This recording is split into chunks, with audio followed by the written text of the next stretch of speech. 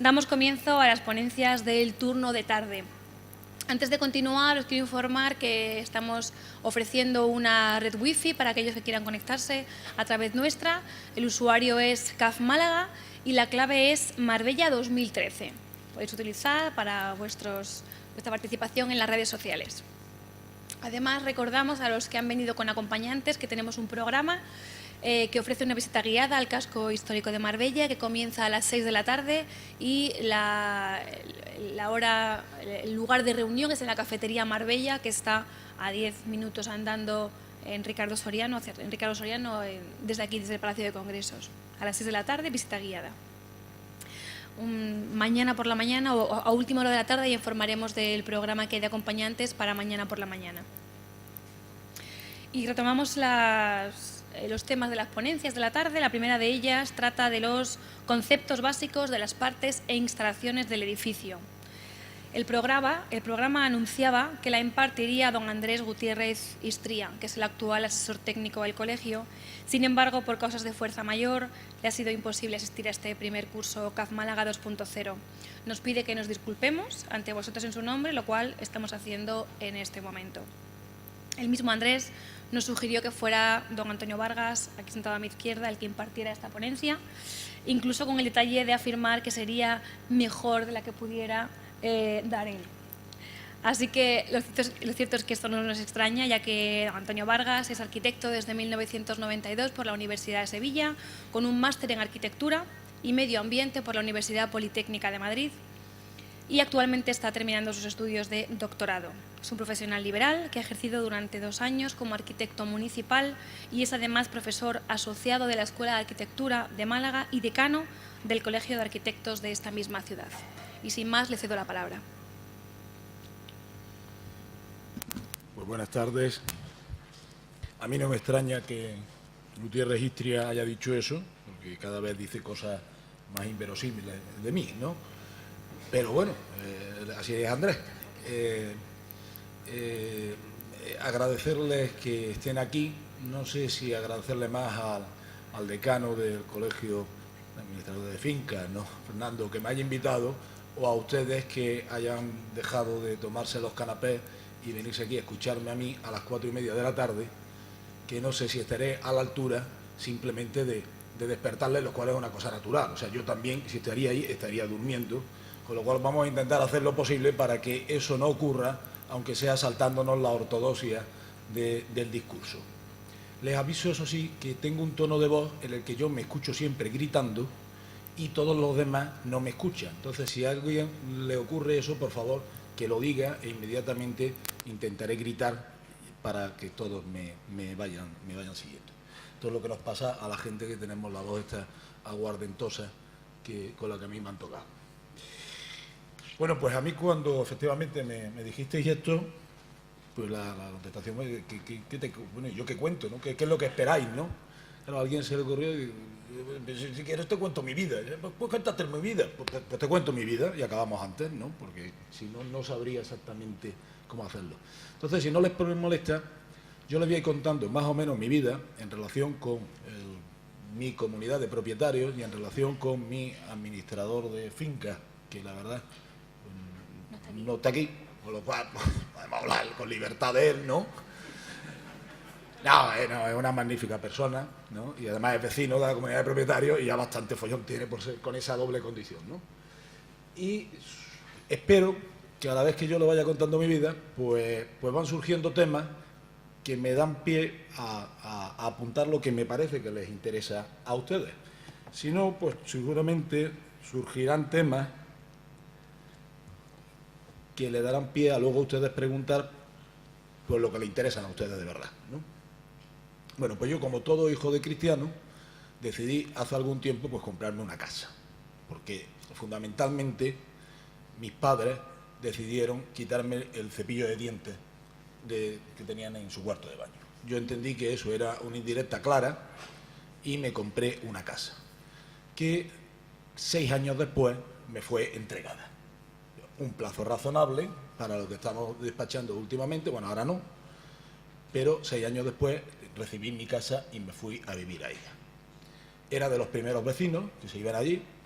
Yo compré la casa no sobre planos, sino sobre tablero. Yo trabajaba en el estudio del arquitecto que iba a hacer la casa, a cual alguno de ustedes le dirige le administra alguna que otra promoción, y entonces un día entró por la puerta y dijo: vamos a hacer unos áticos. ¿Alguien quiere un ático? Y yo dije: yo quiero un ático. El resto del edificio no tenía ningún sentido, lo importante eran los áticos. Compramos el ático, no pensaba que lo iba a poder pagar en aquel momento, al final resultó que era lo más barato que había en el mercado cuando me lo fueron a dar, y allí nos mudamos 6 años después. Evidentemente, lo primero que hacen es se constituye la comunidad de propietarios, y a uno de ustedes, pues no es el actual, le toca a la China de bregar con 136 familias, que somos los que estamos allí. 136 familias es como un vecino ya apuntó un día allí, en la piscina, creo que fruto de una insolación, es un número suficientemente amplio como para constituir un municipio. Había hecho esa reflexión. El problema no es que el vecino lo hubiera hecho en plena insolación. Todo lo que le estoy diciendo, ustedes creerán que me lo contó a mí Gandía un día que me llamó. Pues no, esto es completamente cierto, ¿eh?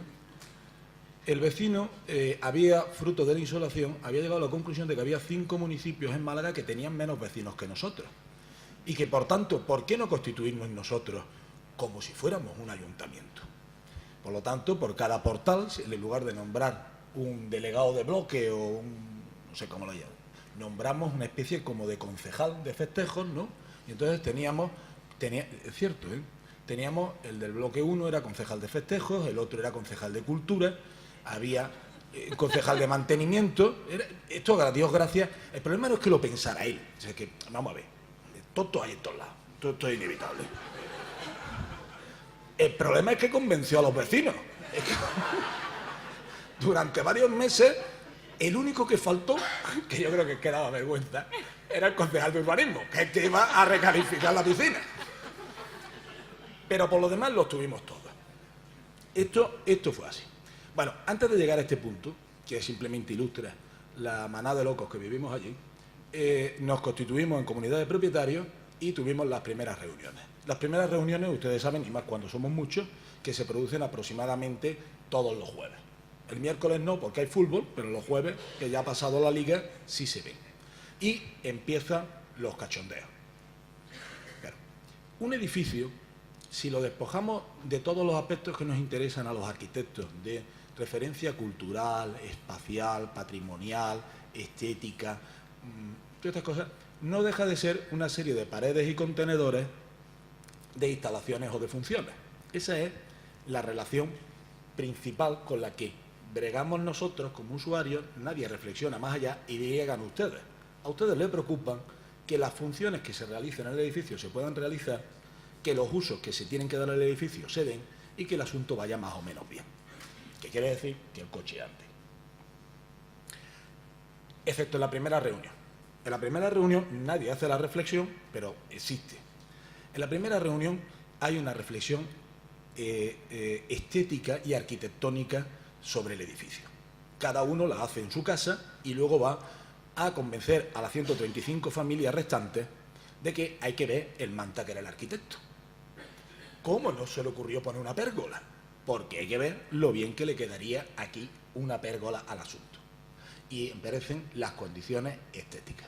Esa es la primera discusión. Bueno, más que empezar por la pérgola, empieza por los cierres. ¿Cómo no vamos a cerrar? ¿Se podrán cerrar los balcones, las terrazas? Miren ustedes, las terrazas no se pueden cerrar. No se pueden cerrar porque suponen un aumento de edificabilidad. ¿Se pueden acordar, tomar acuerdo de que se cierran o no se cierran? Hombre, podemos acordar lo que queramos como amigos. ¿Ya está? Tú las cierras. Y ahora nos ponemos de acuerdo además en ponerle humón. Porque alguien ha dicho que el humón no computa. No, si es en humón, ¿no? Humón es ese cristal sin carpintería, ¿no? Tan simpático, y a la hora de pagarlo me refiero, ¿no? Que se pone y que parece que suele ser la solución de consenso. Entre los que no quieren y los que quieren, vamos a poner el humón, que parece que ese no llama la atención y no molesta. Sin perfiles, sin nada, esto sin perfiles. No, el humón sí lo acepta el ayuntamiento. Está claro que al ayuntamiento lo que le preocupa eran los perfiles, no el aumento de edificabilidad, ¿no? Pues no, lo que le preocupa es la edificabilidad. Entonces no se puede. Con lo cual el acuerdo pues lo tomamos pues simplemente para no meternos los dedos en el ojo, pero no hay otra cuestión. Si alguien quiere hacerlo, lo pone. Claro, inmediatamente saltó la comunidad de propietarios y acordó poner humo, porque aquello no tenía que terminar pareciendo La Palma o La Palmilla.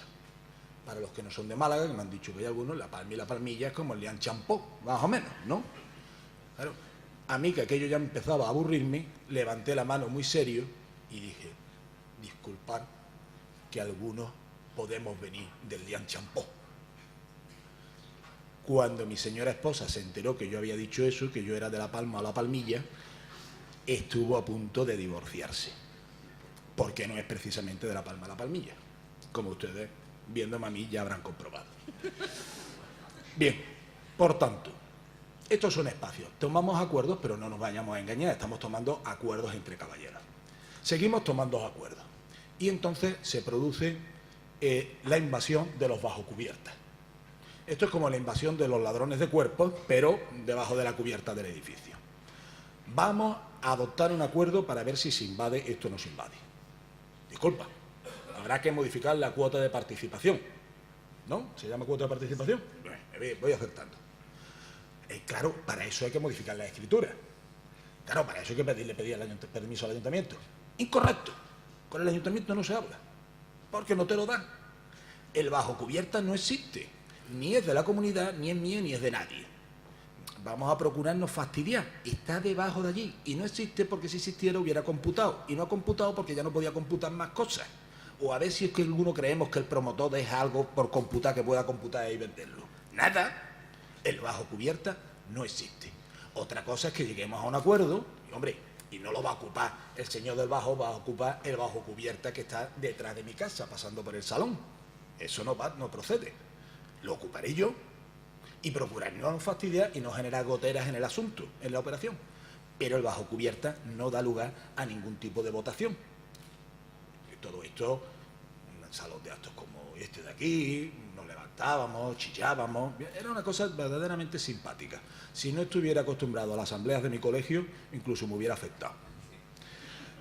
Bien, con lo cual, volvemos a ese punto. El problema está en ese tipo de actuación, evidentemente que nos estamos metiendo en un sitio en el que no tocan, que en cualquier momento es denunciable, que si ya que hemos invadido esa especie de bajo cubierta le ponemos ventanas y se las ponemos mal, esas ventanas, sobre todo la marca Beca, bueno, cualquier otra, ¿no?, que pues suelen producir goteras, esas goteras luego llevan acarreadas una denuncia a la promotora, al arquitecto y al aparejador, que se suele salvar. Luego hablaremos de las denuncias, que son divertidas.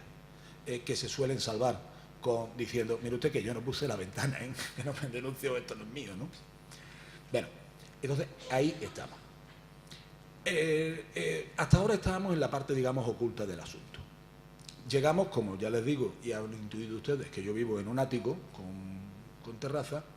No solo nosotros tenemos áticos con terraza, sino que los de la planta baja tienen terraza con magníficas vistas a la piscina. Yo no sé por qué las terrazas en general de todos los edificios, como tengan un poquito de metros, es algo así, inmediatamente se convierten en algo así como la conquista del lejano oeste. Dice, vamos a ver quién es el que consigue avanzar más, ¿no? Entonces, la primera son las de las pérgolas. Vamos a poner pérgolas. En este caso sí se puede pedir y se debe pedir permiso. Las pérgolas no computan y no fastidian. Tendrá que estar de acuerdo la comunidad. Otra cosa es que al ayuntamiento le suele gustar muy poco la pérgola, porque sabe que, como diría House, aquí todos mentimos. Y nadie quiere poner una pérgola. Lo que quiere es sacarle 20 metros más al salón. ¿O es que alguien ha vivido alguna vez debajo de una pérgola? Nadie. Entonces, se pone la pérgola, como no te dejan, en un principio dice, ¿tú con quién crees que toca? El hubón, que es de cristal y no se ve. Vamos avanzando poquito a poco. Y luego aparece, pues, como las telas estas de camuflaje de los aviones, ¿no? Le colocan ustedes unos brezos, ¿no? Es que mire usted que está la cubierta, está sucia, ¿no? Para la foto aérea. Los ayuntamientos ya están utilizando la fotografía aérea para detectar las obras ilegales en las cubiertas. Y nosotros las utilizamos para justificar que la obra lleva ya más de 4 años y que ha prescrito la infracción. Pero evidentemente aquí todos jugamos al fútbol y todos sabemos las reglas y sabemos las trampas. Y todos nos tiramos al suelo gritando, ¡ay, ay, ay, ay! No nos han tocado. Todos sabemos las trampas. se hace. La pérgola sí tiene un problema, que es que el tío que ha hecho la pérgola solo le importa la pérgola. Y al que manda a montar la pérgola, eso ya no le importa nada. Entonces, el problema de la pérgola es la colocación de la pérgola sobre la cubierta, que en general terminas pinchando y tienes riesgo de producir humedades en la planta de abajo. Si la planta de abajo es tuya, pues peor para ti. Pero si la planta de abajo es del vecino, del tercero, que quería estar viviendo en el ático, que tú le compraste antes, pues ya se organiza la de Dios es Cristo. Y la pérgola es un terrible follón. No por la pérgola, sino por las humedades que va a generar. Bien, ya hemos cubierto la pérgola, aquello parece cada día más una locura y ahora se lanza a la invasión de la terraza el de la planta baja. El de la planta baja suele tener otra segunda posibilidad, no solo la pérgola, sino también la caseta del perro que venden en Leroy. Me refiero a las cositas estas de madera, ¿no?, que ponen, ¿no? Alguien en algún día dijo que esto no computaba. Esto es de madera. Viene a ser como lo del humón. Al humón el problema era el aluminio y a poner 20 metros cuadrados construidos en la terraza o en el jardín, parece ser que el problema es que fueran de ladrillo. Si son de madera, pues ya somos reciclables, ecológicos y ya no computa. Pues sí computa, ¿vale? Empiezan a haber sentencias en las que dicen que eso computa. Pero es que además le genera un magnífico problema si la pérgola, cuando pincha, se la genera con el vecino de abajo, la caseta del perro esta genera el problema con el vecino de arriba, que se compró un primero para no tener que estar mirando la porquería del otro a ras del suelo. Cuando le ponen la casetita esta, toda la porquería que cae sobre la caseta que nadie limpia, se genera. Y se produce la denuncia no por puerco, sino por el único sitio donde te pueden pillar. Has construido 5, 7, 15 los metros cuadrados que tenga la caseta. En las casetas de madera ha quedado además ya con la jurisprudencia muy claramente ya en el campo de que las casas prefabricadas de madera son casas. El sistema constructivo no es lo que define la condición de espacio construido habitado, sino es el hecho del espacio construido habitado.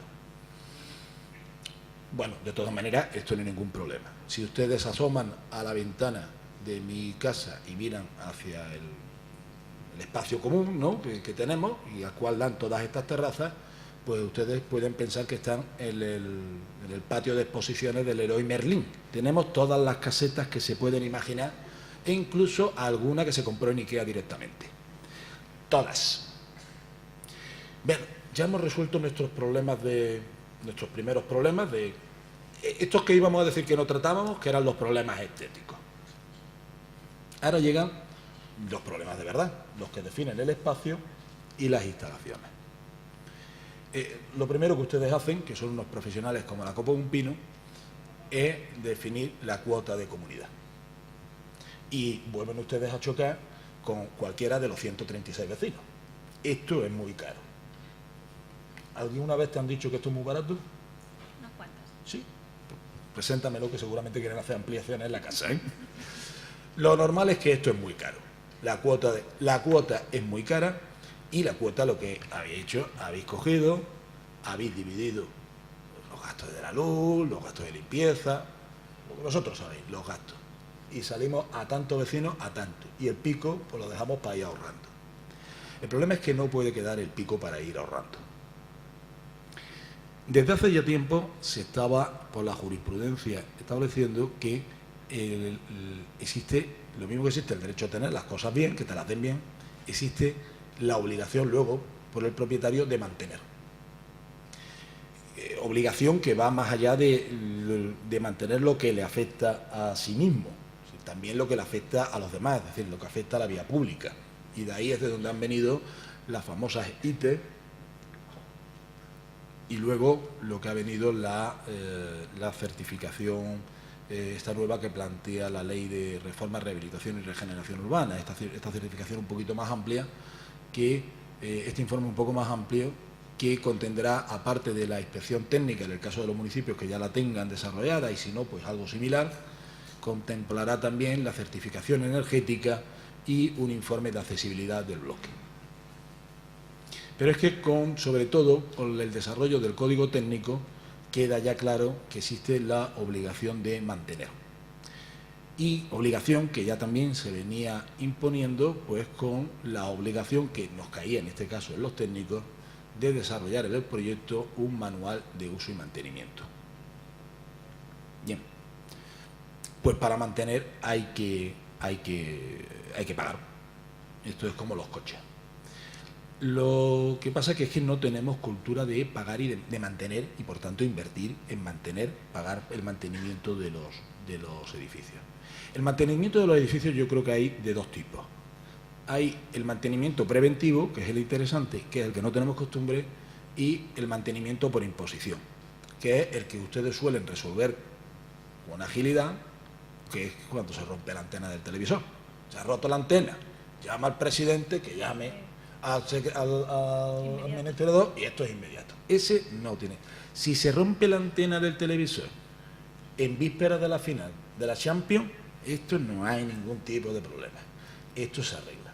Ahora, si tú dices que tienes que mantener la antena de televisión para que no se rompa el día de la final de la Champions, esto es un problema. Bueno, la antena de televisión, de todas maneras, estamos seguros que llegaríamos a un acuerdo en la comunidad pronto, ¿no? Unos porque quieren ver la Champions y otros porque quieren que los otros se vayan a ver la Champions. Pero eso se mantiene. Pero el resto de las cuestiones ya son más complicadas. Es decir, hay instalaciones, fundamentalmente ocurren las instalaciones que se mantienen a base de rotura, ¿vale? Se podrían mantener mejor si no se mantuvieran a base de rotura, con ciertas inspecciones, con ciertas revisiones, y tendrían un menor coste de mantenimiento, pero obliga a una planificación. Y sobre todo obliga a una planificación económica por parte de la comunidad de propietarios, es decir, a disponer de un plan de mantenimiento. Cuando nosotros hacemos el libro de uso y mantenimiento del edificio, incorporamos todo lo que es la relación de labores de mantenimiento que se tiene que hacer. E incorporamos de alguna manera un plan. Será mejor o será peor. Pero en cualquier caso, se puede luego solicitar a cualquier otro técnico que se amplíe, que se corrija, que se complete. Y yo eso se lo recomiendo. Porque si no, eso nos permite prever los gastos, ir haciendo, en lugar de las derramas a posteriori, ir haciendo las previsiones de gastos con un fondo a priori. Si luego se ve que algo se cruza de por medio, pues se tira del fondo y se aplaza, porque tampoco los mantenimientos hay que hacerlos hoy y si no mañana esto se va a romper, ¿no? Bueno, hay mayor margen de mantenimiento. Como ustedes ya sospecharán, nosotros no lo hicimos, ¿no? Y seguimos manteniéndonos en una situación. Hombre, somos muchos, con lo cual cuando se rompe, pues las cosas se resuelven relativamente fácil, pero esto funciona así. En cambio, lo que sí hicimos fue otra cosa que también es propia de cualquier comunidad de propietarios que se precie, ¿no? Es ponerle una denuncia al arquitecto, al promotor, al aparejador y a un señor que pasaba por la calle, que no tenía nada que ver, pero pensamos que si le poníamos la denuncia, oye, pues lo mismo también le paga, ¿no? No nos faltaba razón para ponerle la denuncia. Vamos, yo llegué a mi casa y me dieron ganas de pegarle de guantazos al arquitecto, que además era promotor, y con razón. La mitad de mi salón la ocupaba una gotera. Cuando un día me lo encontré en una fiesta, le dije, hombre, ¿no te has pasado un poquito? Hay que ver la casa que me has dado con una gotera. El hombre, con gran soltura y profesionalidad, me contestó, Antonio, todas las casas tienen goteras, la mía también. Digo, bueno, Antonio, la tuya tiene 35 años, ¿qué quieres que te cuente? La mía me la estabas dando nueva. No te preocupes, tienes un pedazo de casa. ¿No? Pues sí, efectivamente, tenía un pedazo, el otro lo tuve que arreglar yo. Bien, esto es lo que hay. Inmediatamente nos metemos en la vorágine de la denuncia. Les voy a decir, en muchos casos con razón. Vamos a no engañarnos. En muchos casos no me voy a tirar piedras sobre mi tejado, lo voy a reconocer. En muchos casos con razón. Y en la mayoría de los casos con muy mal enfoque del asunto, que nos va a hacer perder la razón. Es decir, hombre, mi casa la verdad que no solo tenía la gotera, o sea, tenía la gotera, la piscina no la habían hecho, la capa de rodadura. No, la insonorización, sí, la insonorización está simpática. Y sirve la insonorización, pero esa no la hemos denunciado. Está entretenido porque yo duermo poco, pero me tiendo a quedar dormido, porque duermo poco. Entonces, cuando suena mi despertador, no me suelo despertar, pero cuando suena el del niño que vive en el tabique de al lado, Pues no sé por qué, con ese en cambio ya digo, uy, que ya es que esto voy tarde, ¿no? Yo me he despertado a las 6, no me suena, o sí me suena, pero lo apago, y ya con el niño me da como cargo de conciencia. Claro, el niño tiene 9 años, bueno, tenía 9 años cuando llegamos, no, más chico, tenía 4 años cuando llegamos allí, el niño no entendía, el niño ahora tiene ya 12 años, el niño ya entiende, y creo que está entendiendo, él ya lo entiende todo, ¿no? ¿Pero qué vamos a hacer? O sea, si es que la caja el chisme de la luz, la caja de la luz está pared con pared por el otro lado. Es como si estuviéramos hablando por un tubo. Oye, despiértate ya. Es que anoche ya te acuerdas que me acosté muy tarde. No te acostaste tarde, lo que pasa es que no te dormiste. Bueno, es verdad, me has cogido, ¿no? Bien. Si el edificio está hecho antes del código técnico, el criterio de prestación era que si cumplías el criterio de diseño que te fijaban, pues se suponía que tenías el aislamiento térmico acústico adecuado. Si el criterio si el edificio es posterior al código técnico, ese criterio, digamos, de justificación ya ha variado un poco y son perceptivos, obligados, preceptivos, eso. Preceptivos la realización de ensayos y la comprobación de que se cumple el aislamiento acústico. El problema también es cierto que es que cuando no cumples tampoco sabes exactamente cómo arreglarlo, porque no tiene una fácil solución. Pero bueno, hay que hacerlo.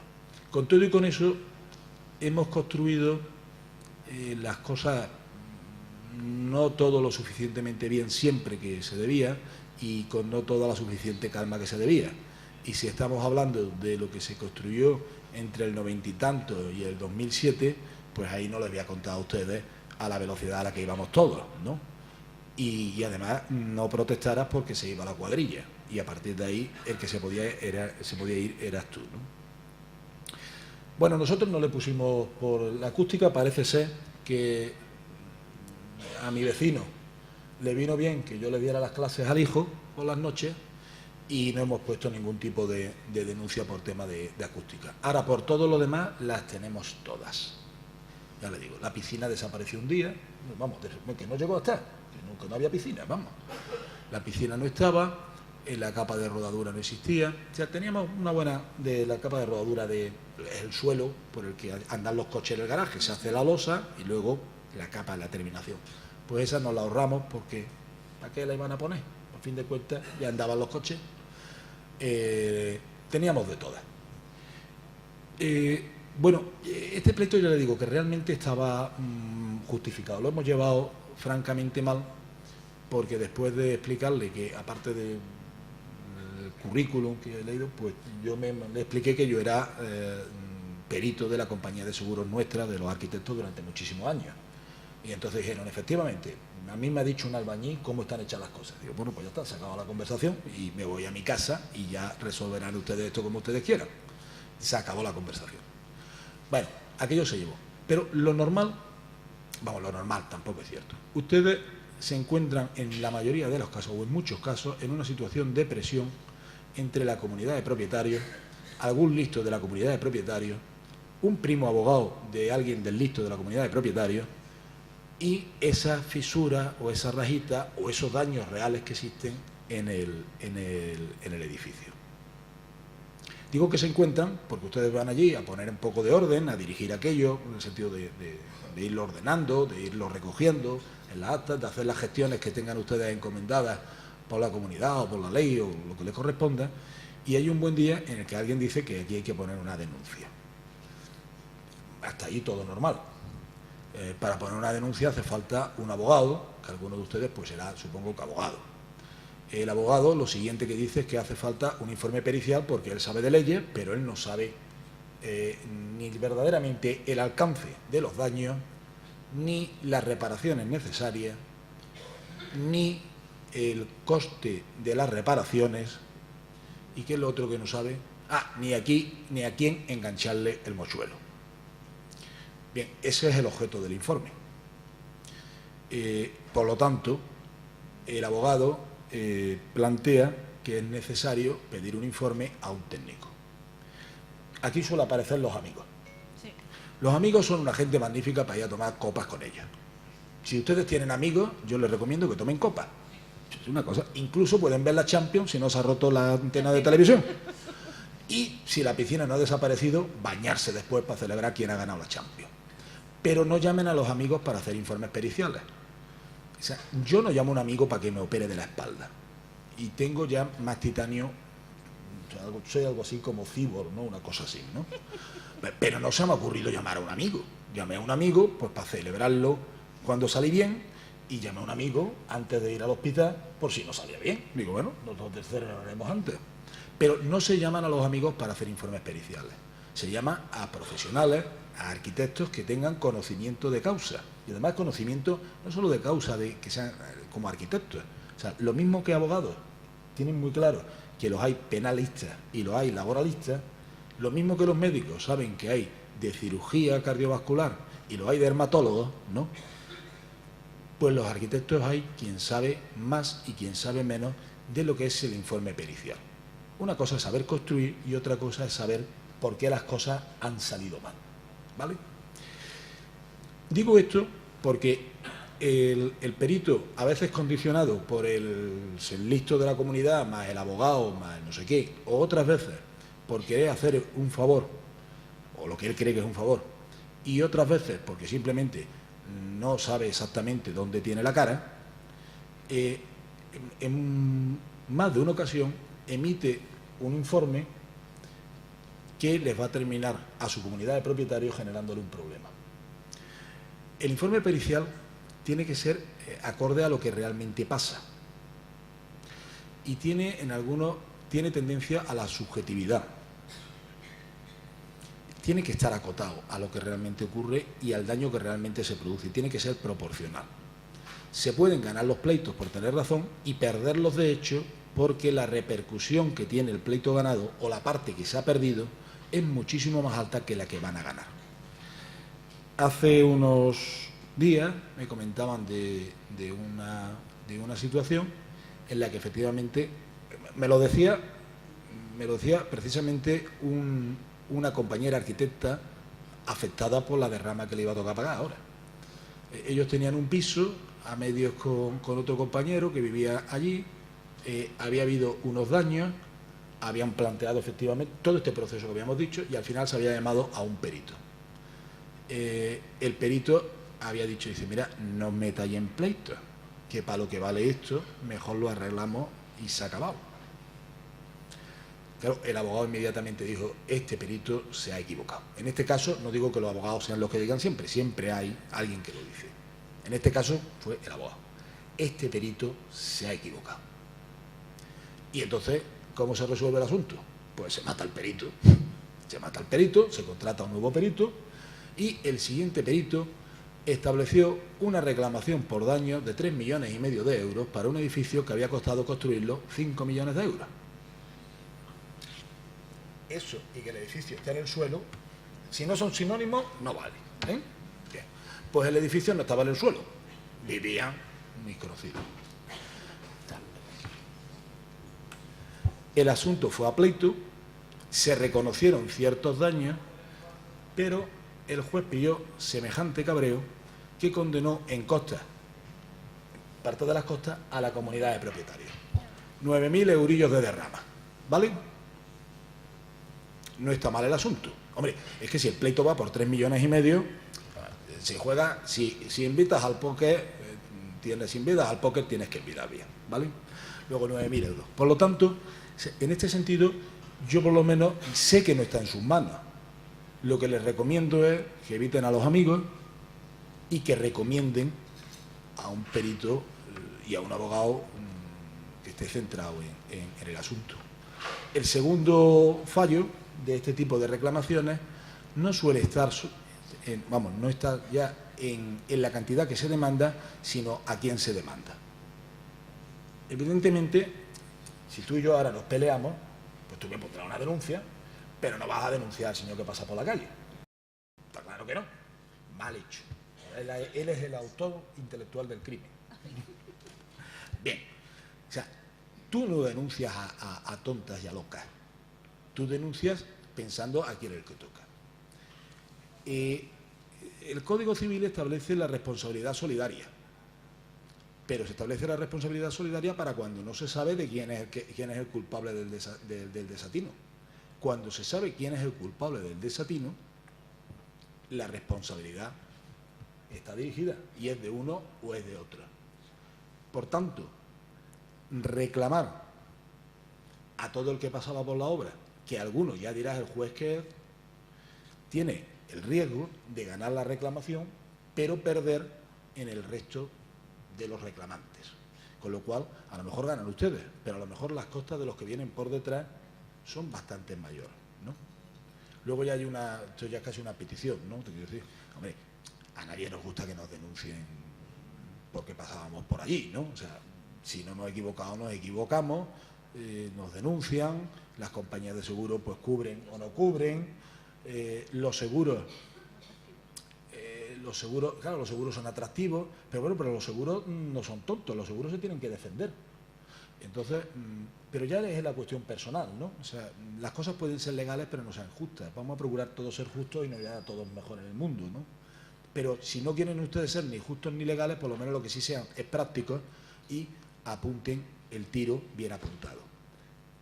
El perito no debe ponerlo eso en el informe porque al juez le resulta molesto, pero sí por lo menos se lo debe decir a ustedes. A mí cuando me lo preguntan, me lo pregunta el abogado, pues le digo, pues mira, yo creo que la culpa es del arquitecto como siempre. Ahora no te lo voy a poner por escrito, pero tú ya sabes a quién tienes que ir, ¿no? Dice, pone el ese. Y no, mire usted, al aparejador no vaya usted. ¿Por qué? Porque él es muy listo siempre. Entonces no vaya usted contra el aparejador. O sea, pero no vayamos contra todos porque al final el problema son para sus comunidades de propietarios que pueden ganar, pero realmente económicamente perder, ¿vale? Esa es la situación en la que nos podríamos encontrar ahí. Y es la situación en la que nos encontramos. Bueno, nosotros sacamos el pleito más o menos bien, recogimos algún que otro dinero. Por supuesto, no lo empleamos para el objeto de la reclamación, como cualquier reclamación que se precie, ¿no? ¿Vale? Y nos lo gastamos en hacer una rampa de bajada al Mercadona, ¿no? Para fabricar discapacitados. La rampa en teoría era para discapacitados, pero yo creo que es que le fundó para fabricar, porque la rampa, tú tiras así, vamos, desde luego, o sea, tú no subes por la rampa enchuchando el carro, y si bajas con la rampa, con el carro, aunque sea vacío, bajas al Mercadona, bueno, y entras en la carnicería directo. O sea, eso no tiene tu tía. Pero había 3 vecinos que querían la rampa. Pues ahí tenemos la rampa. El objeto fundamental de la reclamación, una de las cosas por las que más se nos pagaban, eran porque las tejas habían echado a volar. Es una cosa que suele pasar todos los días, ¿no? Ustedes van por la calle, miran para arriba, ven las tejas que vuelan, ¿no? Y nosotros, cuando nos fuimos a vivir a nuestra casa, pues el primer día que hubo un temporal de lluvia y viento, pues las tejas llovían, ¿no? Vimos, no es Papá Noel, pensábamos, se le ha caído el tío el trineo, pues no, eran tejas. Y aquello se fue, bueno, de verdad que llovían tejas, ¿eh? Las tejas habían cogido, yo tengo algunas fotos de esto recogidas, habían hecho como una especie de carrera a ver quién llega antes abajo, ¿no? Entonces estaban todas así, iban, y se veía que una iba avanzando y otra menos, ¿no? Y claro, ya había sitios donde ya lo que quedaba era la mezcla, ¿no? Era un problema, ahora que ya además el pleito está resuelto y esto ya acordado y todas estas cosas, era un problema de mal diseño del arquitecto, que había puesto la cubierta bastante empinada, con más pendiente, y ahora una vez que había puesto la cubierta, o sea, podemos poner cubiertas tirolesas o cubiertas, se hacen cubiertas inclinadas en los Alpes y son así. Lo que no se ponen son tejas árabes cogidas con una pella de barro, porque van las tejas para abajo. La teja árabe está para tener una determinada pendiente, esto está regulado por la norma, o aconsejado, ¿no? Y cuando se quieren poner tejas encubiertas con 60 grados de inclinación, pues se ponen tejas claveteadas o con algún tipo de fijación mecánica para que la teja no vaya a vivir al vecino de abajo que se había comprado una terraza para no tener tejas, precisamente. Pues allí llovían las tejas. Nosotros pusimos la reclamación esa, nos pagaron el arreglo de las tejas, le contratamos a un vecino que vive allí, que tenía una constructora y que ahora no tenía nada que construir, y fue poniendo los andamios, y entonces él se iba subiendo y decía, estas 4 parece que están mal. O sea, ahí había que reponer el tejado entero, que en teoría es lo que nos habían pagado. Pero como había que pagar la rampa del Mercadona, Pues lo que hicimos fue poner más o menos las que estaban como más adelantadas en la carrera, ¿no? Vamos poniendo en esas. Claro, acto seguido, servidora, dice, me va a caer a mí el marrón, hago un burofax y se lo mando al administrador diciendo, esto no es para lo que nos han dado el dinero, esto sigue estando en una situación de riesgo. Las tejas no se saben que se van a caer hasta que se caen, que es el problema, que no avisan.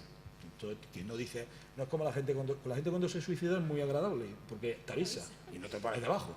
Pero las tejas no, las tejas son unas inconscientes y se tiran y te suicidan a ti.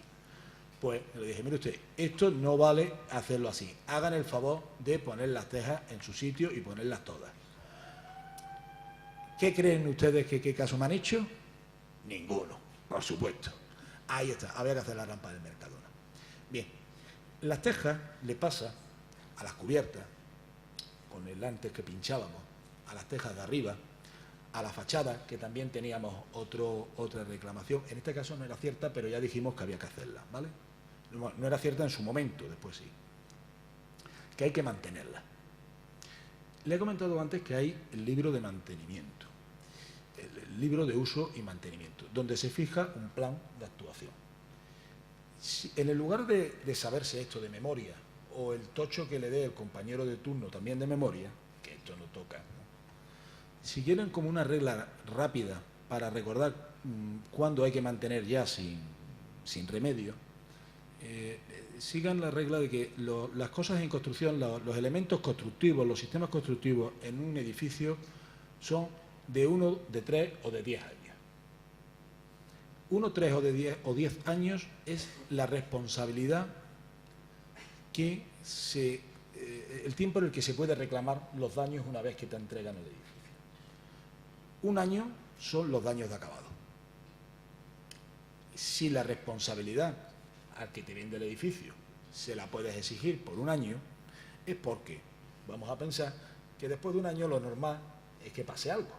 Por tanto, si lo normal es que después de 1 año pase algo, lo normal es que cuando pase 1 año vayan ustedes o manden a alguien, ustedes lo vayan a revisar qué es lo que pasa. Claro, como yo tengo ahora mismo en lo alto de la mesa un informe en el que dice las paredes están sucias, digo yo, si el juicio lo pierde la compañía de seguros, lo siguiente que voy a hacer es denunciar a la Toyota, porque mi coche tiene mugre para hartarse. Si las paredes de las casas después de 1 año están sucias y no tiene más tutía, si son de monocapa, se tienen que limpiar con un producto químico de estos de composición desconocida para todos los mortales, ¿no? Y si son de pintura, pues hay que pintarlas. También cabe que si son de monocapa las pinten ustedes y a partir de ahora ya no usan el producto y siguen pintando, porque el monocapa aguanta la pintura. Miren, no me gustaba cómo lo había puesto el color el arquitecto. Lo vamos a pintar todo de verde, pues ya está, verde, lo aguanta. Pero no se puede reclamar un daño de acabado después de pasado 1 año. Y en estos temas de las reclamaciones de las comunidades de propietarios hay muchos daños que se pierden, que simplemente se defienden diciendo, mire usted tiene la obligación de mantener. Otra cosa es que después de 7 años reclamando, porque la pintura se caía desde el primer día, y habiéndolo probado, ¿no?, tanto que lo llevan reclamando como que la pintura se caía, ¿no?, ustedes a los 7 años ya digan, ya no aguanto más y voy a pleito. Entonces está claro porque el daño se había producido antes y lo que estamos es aburridos de discutir con el promotor. Pero lo que ustedes no pueden decir es, 7 años después, es que esto le han salido, está sucia la pared. Vamos, ustedes no, su comunidad de propietarios, que son los malos, ¿vale? Los segundos son los de 3 años, que son los de habitabilidad. Son el ruido, es el aislamiento térmico. El aislamiento térmico o está mal o está bien, ese no suele, salvo que venga alguien y haga un agujero donde no debe, ¿no? O como hablábamos antes, he decidido ganarle 5 centímetros a la pared a mi habitación. ¿Cómo lo voy a hacer? Picando a la pared 5 centímetros. Eso es una verdadera obra de ingeniería. Pero bueno, se han comido ustedes el aislamiento térmico y se han comido el aislamiento acústico. Luego no reclamen. O sea, evidentemente, si luego el vecino se mete, no ya se entera de sus juergas nocturnas, sino que se incorpora a las mismas, ustedes no se quejen, es que le han abierto la puerta, ¿no? Entonces, las cuestiones de habitabilidad son cuestiones de 3 años. las cuestiones relacionadas que definen la habitabilidad y sobre todo las instalaciones, piensen ustedes que hay que repasarlas cada 3 años. Esto está fijado en el manual de uso y mantenimiento que hace la Junta, en las instrucciones de uso y mantenimiento que hacemos nosotros en los edificios y que se supone que se incorporan a los libros del edificio. Ahora lo comentamos, ¿vale? No se me olvide, ¿no? ¿Vale? Si lo hacen en esto, dice, eso está fijado ahí y hay que verlo. Tampoco hace falta mandar a un ingeniero de la NASA para comprobar que la bomba de achique del sótano funciona. Se ve, se pone una y luego se pone la otra. Y funciona una y funciona la otra. Pero eso se hace todos los años y funciona. Y además, cuando se rompe una, no se dice vamos a dejarla porque tenemos otra. Las bombas deben ser 2 y estar funcionando de manera alterna porque de esa manera duran más y no se queman. ¿Vale? Bien, pues entonces con esto tenemos este tipo de mantenimiento. Y con esa regla, por lo menos nos hacemos una idea de cuándo hay que hacer las cosas. Le vuelvo a insistir, la televisión o se rompe o no se rompe y no se sabe antes si se va a romper. Si hay Champions, se rompe. Bien, y se arregla. Y luego vienen los terceros, los daños decenales, o sea, los que tenemos la responsabilidad decenal. La responsabilidad decenal es la que afecta, está muy clara, o sea, la otra se afecta, por ejemplo, bueno, afecta a estructuras y cimentación, normalmente no da problemas, o sea, los edificios normalmente o los dan desde el principio, quiero decir. No es una cosa, quiero decir, que a los 10 años no se suele deteriorar porque se le haya acabado. Se dice 10 años por la responsabilidad decenal. Suelen venir los problemas, si vienen a partir de los 10 años, o ya mucho, o pues ya bastante pasado el tiempo, suelen venir porque ha habido alguna condición de contorno que ha variado. Es decir, yo tenía aquí mi edificio tranquilo, ha estado funcionando bien 8 años, al lado se le ha ocurrido a alguien hacer un aparcamiento de 7 plantas de profundidad, ha cortado el paso del agua, eso ha modificado el nivel freático, eso no es que no estuviera previsto, es que era imprevisible, ¿no? Y se ha alterado mi edificio, ¿vale? O yo tenía una cimentación por pilotes, son esos pinchos que ponemos en el suelo gordo, ¿no? El de al lado ha puesto una cimentación por losa, se produce un empuje de la losa, el bulbo de presión de la losa da sobre el pilote, se ha partido un pilote y esto se mueve un poquito para el lado. Pues pueden ocurrir este tipo de cuestiones. Y lo que hay que es, evidentemente, volver a llamar a los amigos para que te aguanten los llantos, ¿no? Pero llamar realmente a un arquitecto que sepa del asunto. Voy a hacer propaganda de la casa, no llamen ustedes a un aparejador, nos llevamos muy bien con el colegio de aparejadores, pero es que lo primero que vamos a decir cuando ustedes denuncian al arquitecto es que si él no tiene competencias para diseñar estructuras ni cimentación, ¿qué hace hablando de este tema? Que es lo mismo que dicen sus abogados cuando los denunciamos y además los recordamos en los juicios. Por lo tanto, no pierdan el dinero contratando a un aparejador, váyanse de copa si es amigo con él y déjense y vayan al profesional que en este caso está en el tema. Los ingenieros de camino tampoco juegan bien, ¿eh? Saben mucho, pero como solo saben de estructuras y además de estructuras en general en fila india, pues tampoco son bien considerados en los juicios. Llamen ustedes a un arquitecto y si es un arquitecto que sabe de estructuras, pues mejor. Si es profesor de la Escuela de Arquitectura de Málaga, eso ya sería maravilloso. Y en esa situación, bueno, no lo digan, vamos, en esa situación ya solo quedamos 2 arquitectos en la escuela, pues nos llaman o a Jonathan o a mí y asunto por esto. Llegamos luego a un acuerdo, ¿vale? Bien. Esa es la situación en la que hemos llegado con el informe. Y evidentemente no hemos gastado el dinero donde no tocaba gastárselo, ¿vale? Hemos ganado el pleito y no lo hemos gastado en otra cosa. No hemos reparado el asunto, con lo cual nos puede que nos dé luego problemas y ya no va a haber capacidad de reclamar. Y sobre todo, y lo que era más grave en el caso, es que hay cosas que hay que arreglar y que si no se arreglan, pues producen más deterioro. Una de las cosas que sí aprovechamos nosotros en esta comunidad para arreglar fue la Junta de Dilatación, el sellado de la Junta de Dilatación. La Junta de Dilatación no es una grieta, ¿eh? Es una junta. Una grieta suele ser una junta que aparece donde nosotros no hemos dejado la junta. Entonces, pues sale ella de manera natural. Pero bueno, la Junta de Dilatación es una Junta de Dilatación porque el edificio no lo puedes hacer del tirón, porque estructuralmente tiene ciertos problemas, se podría hacer, pero tiene ciertos problemas que para qué, si lo puedes cortar, pues lo cortas y se acaba, ¿no? o otras veces simplemente porque por la manera de construir, de organizar la obra, pues vamos a hacerlo por fase, que esto es como comerse una tarta, en mejor proporciones que a mordisco limpio. ¿Vale?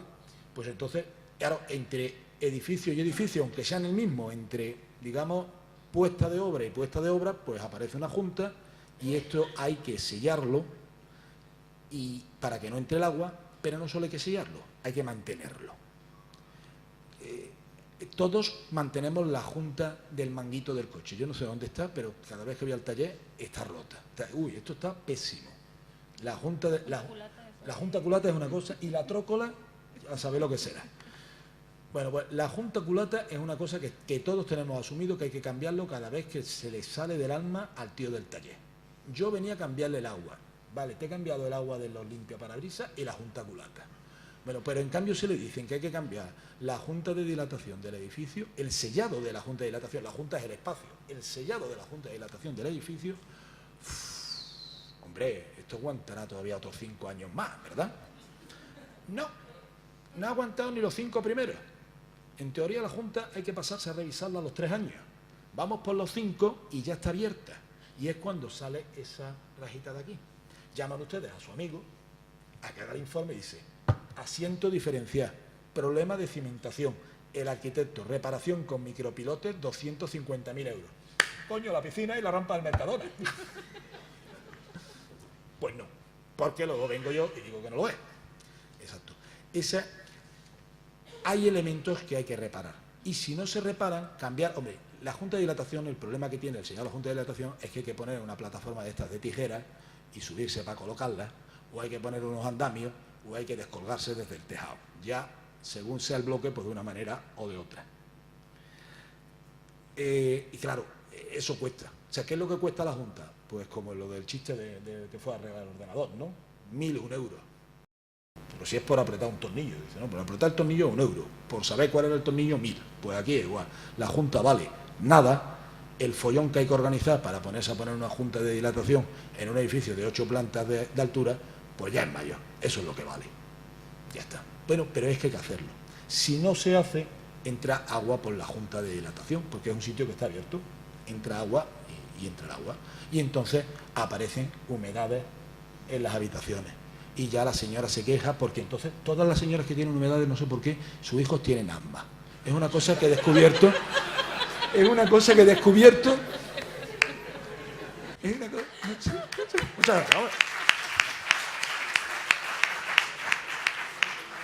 Es una cosa que he descubierto a lo largo de estos años de pericia. Todas las señoras tienen asma. Pues ya está. Listo. Y luego la segunda cosa que también descubre es que siempre que vas a ver una mancha, esta es menos graciosa, pero es cierta, que siempre que vas a ver una mancha de humedad, acaban de pintar. Porque como el niño tenía asma, yo no lo podía permitir que viviera así. Bueno, pues ya está. ¿Habrá hecho usted una foto, no de su hijo, bueno, de su hijo con la mancha? Pues no, mire usted, es que mi hijo salió borroso. Pero sí, y la mancha es muy limpia, pero mi hijo borroso yo no lo permito. Bueno, pues ya está, se acabó el asunto. Bien, pero es cierto, entra agua. O sea, aunque no lo vea, yo lo veo abierto a la Junta, mire usted, pues si no ha entrado agua, la Junta va a entrar. Lo que pasa que es que no es culpa nuestra. Nosotros pusimos la Junta bien. El problema es que 3 años después hay que reparar la Junta. Hay que reparar la Junta de la misma manera que las telas asfálticas, sean telas asfálticas, clorocaucho, no sé qué, urea, y la madre que parió al diablo, porque no hay profesión más ingeniosa que un químico en una fábrica, ¿no? Lo que sea, esto tiene una duración de 10 años. Y por cuando se está acercando a 10 años, el asunto empieza a estar mal y tarde o temprano se pica. Y si encima la cubierta es una cubierta, lo que aquí llamamos una cubierta andaluza, que es la cubierta que tiene el aislamiento térmico, está el forjado, o sea, la plancha de hormigón, el aislamiento térmico, la impermeabilización y luego la solería, es decir, que la impermeabilización se está chupando todo el calor que le pasa a través de la solería, pues los 10 años ustedes lo van reduciendo de manera razonable. Porque se va calentando, se va enfriando, se estira, con el calor cuartean, en general son materiales bituminosos y eso se estropea. Hombre, volvemos a lo mismo. 10 años después no pongan una reclamación porque le ha salido una gotera, pues son ganas de perderla. Si ustedes llevan con la gotera, como estaba yo, desde que el primer día que entré, pues entonces sí la ponen, porque 10 años después lo que ustedes están es hartos. Pero si la gotera ha aparecido 10 años después, ustedes cogen, buscan a un señor que se lo coja, que le haga un buen precio, cambian la tela, se lo dicen a la comunidad de propietarios y asunto concluido. Y va a ser mucho más rápido y mucho más eficaz que este asunto. A la hora de reclamar las cosas que pueden surgir, yo creo que no son ustedes ni siquiera conscientes. Porque hay un momento que ustedes, este no es su trabajo. Ustedes saben que hay unos daños, se ponen en manos de un abogado, el abogado a su vez llama a un perito, el perito se comporta, pues ya lo hemos dicho, no sabe, a veces de buena fe, a veces de mala, a veces es un ignorante, otras veces es un paranoico perdido, que también los hay, y además de mi gremio, ¿no? Dice, y establece una valoración mejor o peor. Y a veces hasta incluso escucha al vecino. Y claro, hay vecinos, yo lo he tenido que informar, que la reclamación estaba, realmente existía un daño importante, pero ya que va el perito para allí, pues ya conta todo lo que digáis que está mal. Y entonces, en una casa, unos adosados que tienen 7 años de antigüedad, la señora denuncia porque el váter está atorado. Y dice, hombre, yo ya lo olía, ¿no? ¿Cómo va a estar el váter atorado 10 años después? Va a ser culpa nuestra. Aquí no se vive. No le estoy exagerando, esto está puesto por escrito. Es maravilloso lo que aguanta el papel. Esto lo decía la abuela de Fraga, que ella no leía porque el papel lo aguanta todo. Y si ustedes se ponen a leer informes periciales, se darán cuenta que la abuela de Fraga era, vamos, una persona muy generosa con las cosas que leía, ¿no? No era nada crítica. El papel aguanta muchísimo más. Y en un informe pericial parece que está permitido no mentir, sino decir tonterías. Pero les genera problemas a ustedes. Es decir, hay cosas que son cosas normales de mantenimiento y que además que se desmontan luego simplemente por el hecho. Pero nadie vive en un piso con un váter atorado 7 años. O es un cochino, vamos, ya está, no tiene más. Y si es un cochino, lo que hay que hacer es mandarlo al colegio. Entonces, no tiene más. En esa situación lo hemos pasado casi sin querer, si alguno se nos escapa, me lo dice, casi a todos los sistemas. Hemos visto las cubiertas, que hay que subirse, preguntar y mantenerlas, y si no, pues simplemente pasado un tiempo, pues hay que tener previsto, ustedes están administrando un bloque que tiene 8 años, pues vamos a empezar ahí echando en una hucha para cambiar la cubierta. Cuando toque, tocó. Que las juntas hay que hacerlas cada 3 años, que las fachadas, que la pintura, pues hay que repasar también la pintura cada 3 años, que el monocapa no es que sea una patología, es que se ensucia. El monocapa lo que sí tiene, a diferencia de la pintura, es que enguarra peor. O sea, sí, es una cosa curiosa. Concentra la mugre más significativamente. O sea, una fachada beige, pues más o menos un día tú dices, ¿esto de qué color es? Pues no lo sé. Pero está ahí, ¿no? O sea, pues ya está ahí. Pero el monocapa no. Al monocapa, de buena primera, en los puntos donde va arrastrando agua y suciedad, y es inevitable que se produzca en algún sitio, donde va arrastrando el agua, va arrastrando simplemente polvo, porque está en el ambiente, y por ahí pues va dejando unos chorreones más negros, ¿no? Que dice, hay que ver qué mal está esto, ¿no? En cambio la pintura no, la pintura es como más solidaria. Vamos a ponernos guarros todos por igual, ¿no? El monocapa no, el monocapa va por libre. Pero bueno, se limpia con otro detergente distinto, que hay distintas casas comerciales que lo tienen, lo limpian ustedes, vamos, lo mandan ustedes limpiar y se ha acabado. Y la pintura lo pintan. La pintura, aparte de que el edificio esté bien, tiene otra segunda función. Y por eso también hay que pasarla cada 3 meses, 3 años. Es que la pintura es la primera barrera para defenderse de la humedad en el edificio, o sea, es la primera protección que tenemos. Entonces, si lo que tenemos es las fisuritas pequeñas, son sitios en donde si está muy expuesto al viento y de manera muy continua, pues puede entrar agua, ¿no? Si las fisuras salen, antes hablábamos de eso de que una junta no es una grieta. Yo creo que todos saben cuál es la diferencia entre grieta y fisura, ¿no? O pelo, ¿no?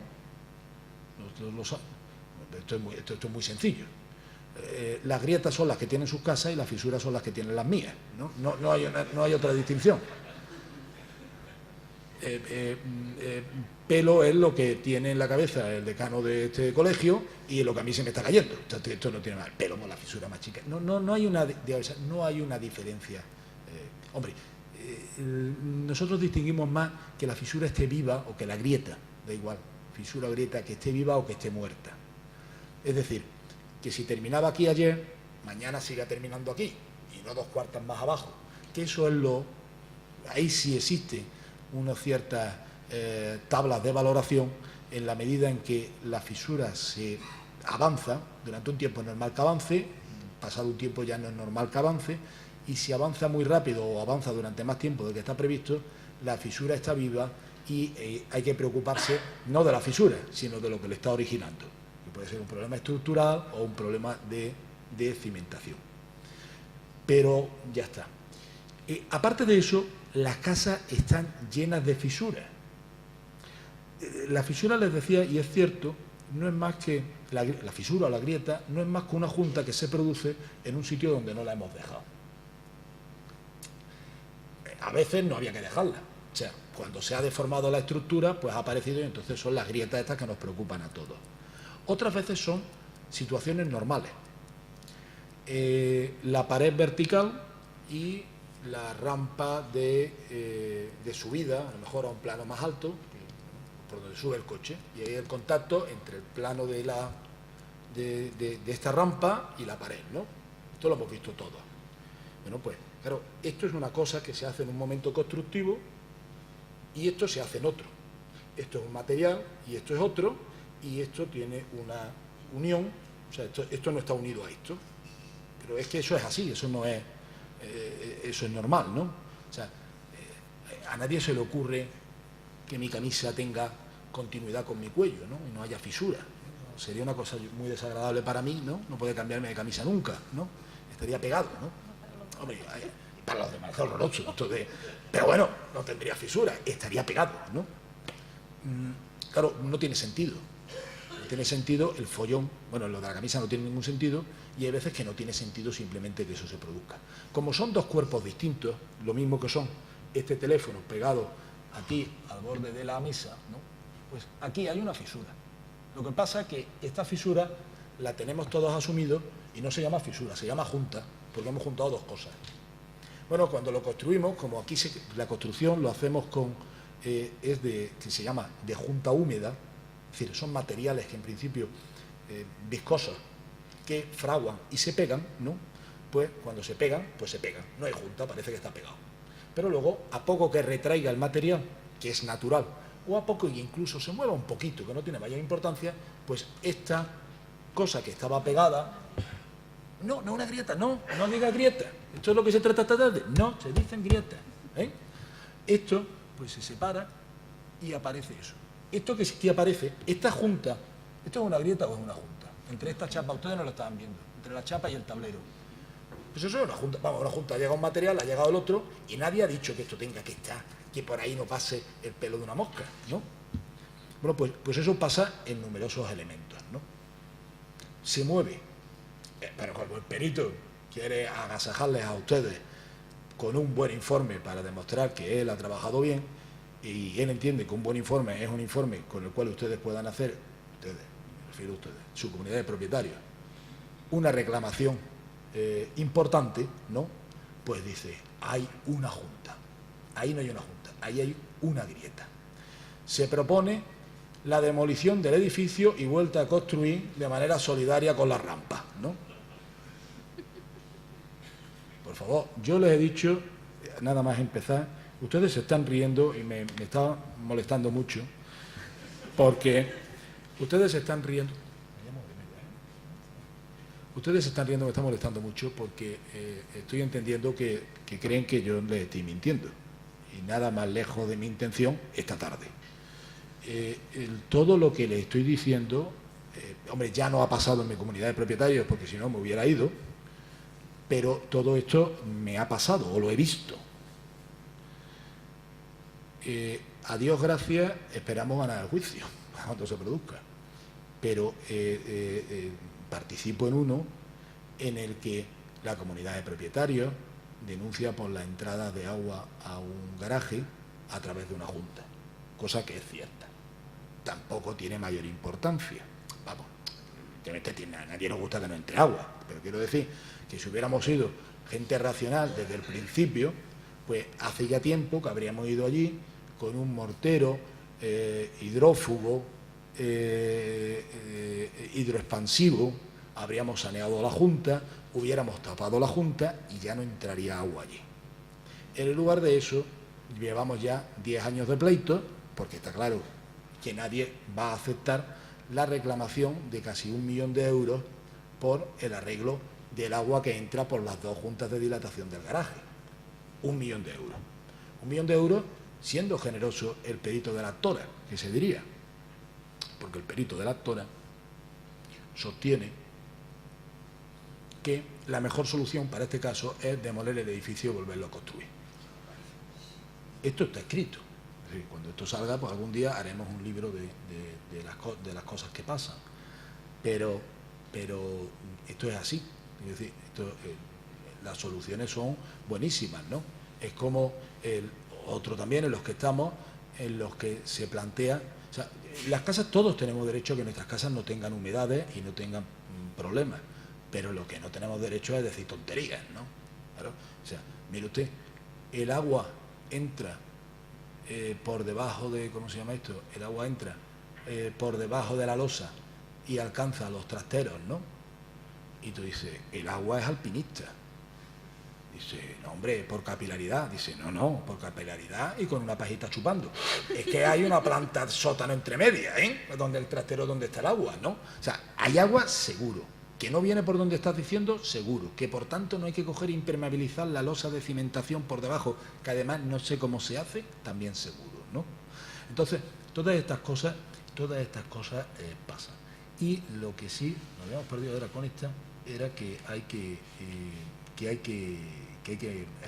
que mantener muchas cosas, hay que mantener, y en unos casos hay que mantener, en otras cosas hay que ser racional en lo que se demanda, y en cualquier caso, como mezcla de las dos, hay que no perder de vista que no se puede demandar las cosas que había que haber mantenido antes.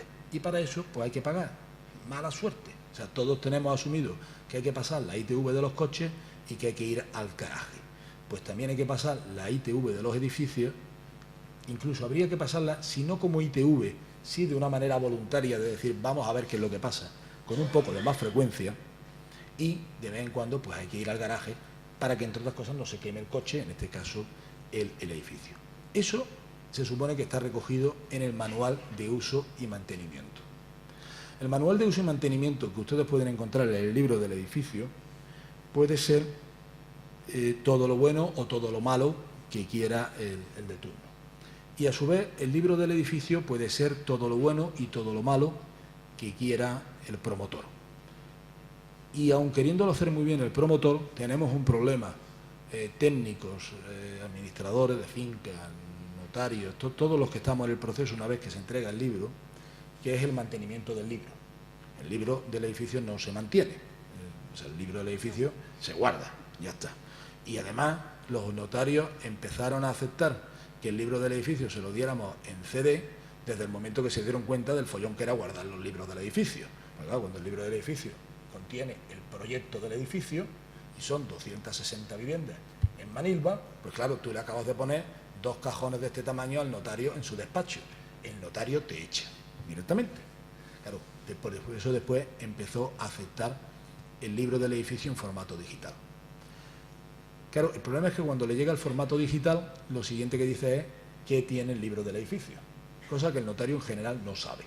Vamos, en general ni sabe el notario ni terminamos de tenerlo muy claro todo. Nosotros ahora mismo desde el Colegio de Arquitectos estamos trabajando en un proyecto que es más amplio, pero que la parte que nosotros desarrollamos es la posibilidad no de entregar un CD como libro del edificio, que eso ya en general lo hacemos todos, aunque solo sea por imposición del notario, sino de establecer un libro del edificio digital, o sea, a través de un servidor.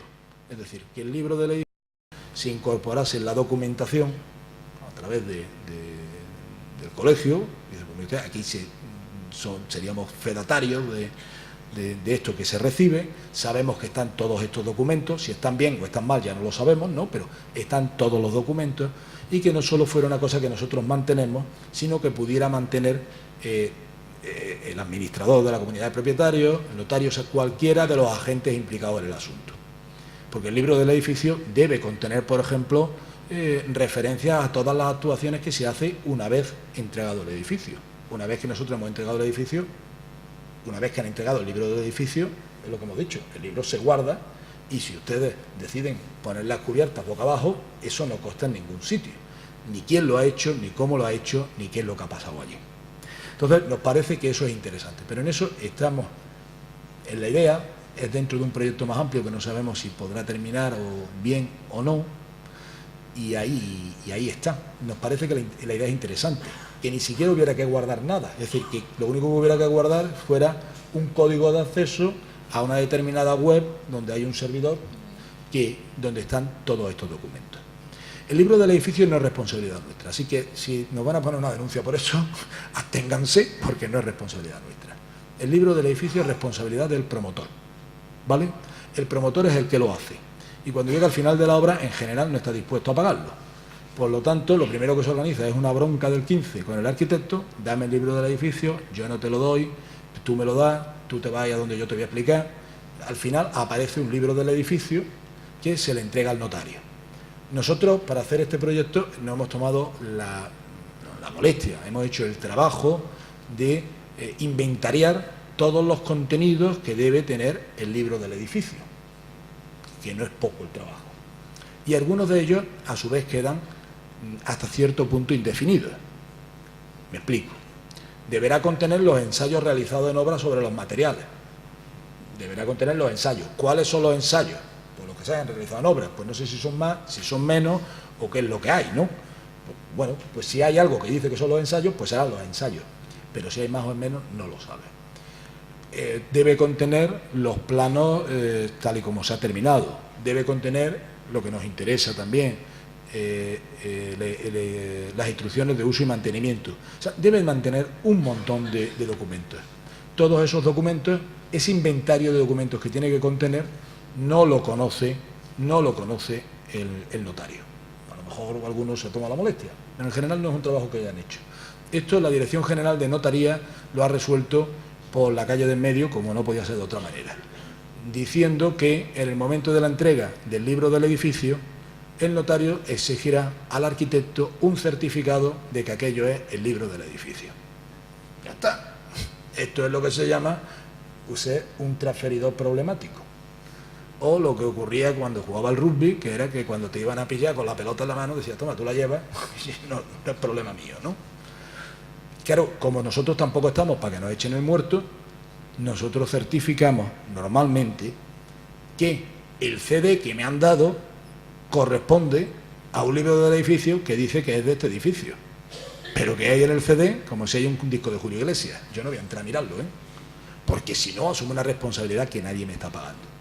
Pero bueno, suponiendo el libro del edificio tendrá más o menos las cosas, yo de todas maneras, si lo queréis, os podemos pasar la nota técnica que nosotros elaboramos en su día de cuál tenía que ser el contenido del libro del edificio, porque lo sepáis, ¿no? Y es una herramienta interesante. Y ya termino simplemente dándole un aviso, una noticia que nos viene bien para terminar lo que estaba viendo donde la colocaba. Queda un poco descolocada porque se me ha ido, pero bueno, le decía, y ahora que de todas maneras no hay obra, pues tampoco va a tener demasiada trascendencia, pero cuando la tengan, pues ya lo vamos sabiendo, porque yo además estoy muy contento. El miércoles pasado se aprobó en la Comisión de Fomento una proposición no de ley, se aprobó prácticamente por unanimidad, instando al Gobierno a que el seguro decenal que tienen que tener los edificios, que es al que hay que ir al principio cuando hay problemas de cimentaciones y estructuras, pues se complementara con otro decreto ley que exigiera el trienal, que es el tema de los que hablábamos antes de la habitabilidad, de los temas de ruido, de los temas de habitabilidad en general. Claro, eso no rezará para lo que ya se ha construido hasta ahora. Lo que se va a construir el año que viene, pues como no es nada, pues tampoco va a rezar. Y pero sí, a medio plazo, sí rezará y creo que nos beneficiará a todos. A nosotros porque se quedará uno más para aguantar el chaparrón, el promotor, que normalmente tiene una capacidad de desaparecer digna del gran Godini, ¿no? Y en general a todos nosotros, como miembros de distintas comunidades de propietarios, porque tendremos un seguro contra el que ir en el momento de que se produzcan daños que esperemos que no sea así. Pues muchas gracias, quedo a su disposición para las preguntas que quieran ustedes.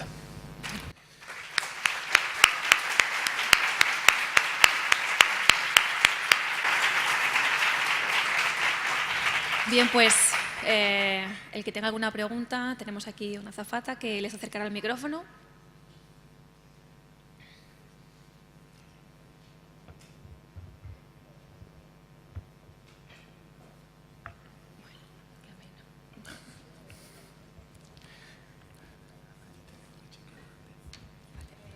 Creo que van a dar. Hola, buenas tardes. Una pregunta relativa al libro del edificio es si tiene obligación el promotor de entregar al administrador en cualquier momento el libro del edificio o indicaciones acerca de algún problema en algún canalizaciones o cualquiera de los elementos constructivos. Yo creo que es una cuestión legal que a mí se me escapa un poco. Yo creo que en cualquier caso que esto se resuelve bien el primer día que les nombran a ustedes administrador y entonces lo piden y como no pasa nada pues seguramente se lo dan. Lo que no le va a decir nunca el promotor es que hay un problema en una esquina. Eso ya no es ni obligación ni no obligación, es que no lo va a hacer porque los problemas pues se ocultan, ¿no?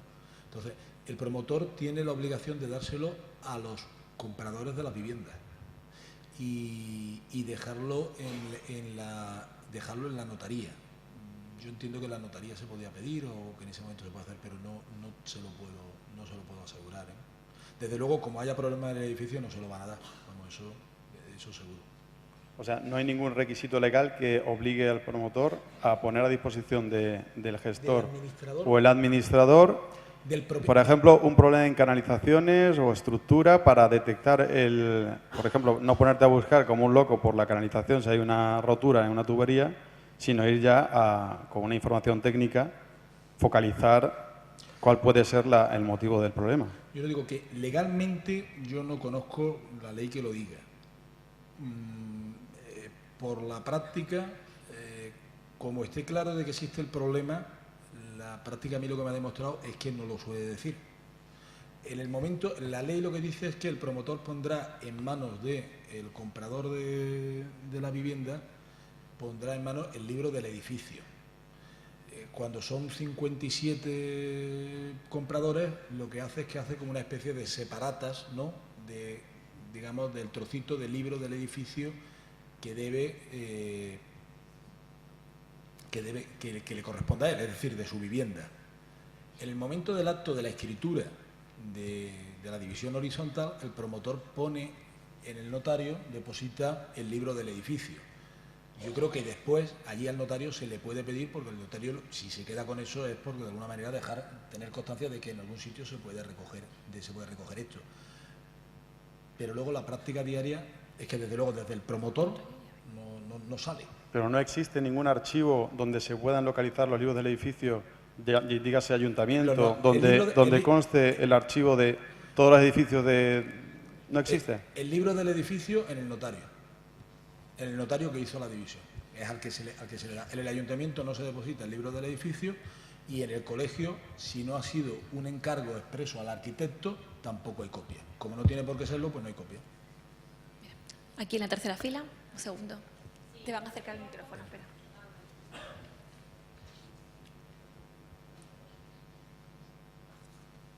La señora de blanco. Gracias. Mire, si no me equivoco, las rampas de acceso a los garajes tienen que tener una pendiente máxima permitida. Si esta pendiente máxima permitida, si esta pendiente no se cumple, o sea, es mucho más pendiente de lo que... ¿Eso en qué plazo de garantía estaría incluido. Yo creo que eso está digamos... ¿No se puede reclamar? Sí, no, que se puede reclamar. Es decir, que pero no sería acabado, ¿no? Ni instalaciones. No, efectivamente, esto no es habitabilidad, pero es un error desde el principio. O sea, es un incumplimiento de normativa desde el principio, que en la medida en que lo afecten yo creo que lo pueden reclamar en cualquier momento. Ahí va a quedar un poco a lo que diga el juez. Pero evidentemente no es una cosa que se ha producido por el camino, o sea, no existe esa defensa. O sea, esto se ha hecho mal desde el principio. Claro, ahí entonces habría a lo mejor que distinguir si está mal desde el proyecto o si ha sido la ejecución. Bueno, pero a usted eso, permítame, le da igual. Vale. Es decir, si estaba mal desde el proyecto, se debió corregir durante la ejecución. Si estaba bien desde el proyecto y se hizo mal durante la ejecución, pues no se tenía que haber hecho mal. Vale, pero era porque como para no ir contra todo hijo de vecino, quiero decir, habría que ir entonces contra el arquitecto o contra... Hombre. No se sabe, ¿no? Yo creo que en ese caso lo mejor es el aparejador. Mira, aquí Alejandro Pestaña, en la primera fila.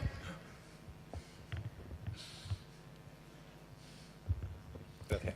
En primer lugar, quería hacer una anotación a la que comentó el compañero antes, donde se puede buscar el libro del edificio. No hay un colectivo, evidentemente, en un sitio donde se han registrado todos, pero sí, desde hace, si no recuerdo mal, 3 años, en el registro de la propiedad por obligación tienen que estar en los libros del edificio que pasan vía notaría y es obligación del registrador facilitarlo a los agentes del edificio. Por lo tanto, en este caso, los administradores podemos pedir, los que estén ya depositados en el registro de la propiedad, una copia del registrador. Pero bueno, mi pregunta era otra. El propio libro del edificio, cuando es...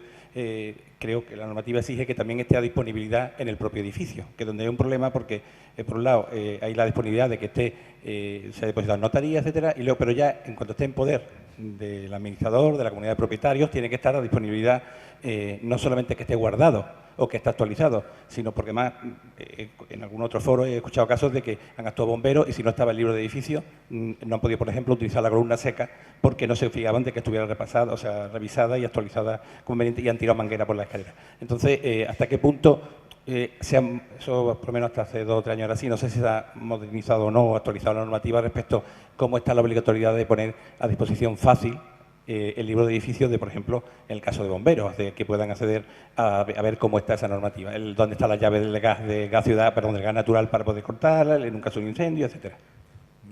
No lo sé. Entonces, vamos a hacer una mesa de preguntas, una rueda de preguntas de no lo sé, fundamentalmente. No lo sé.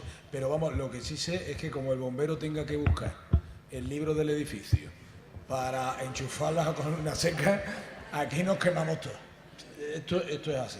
O sea, si el libro del edificio de mis 136 viviendas está en el edificio, pues tenemos que tener el cuarto de basuras para el libro del edificio.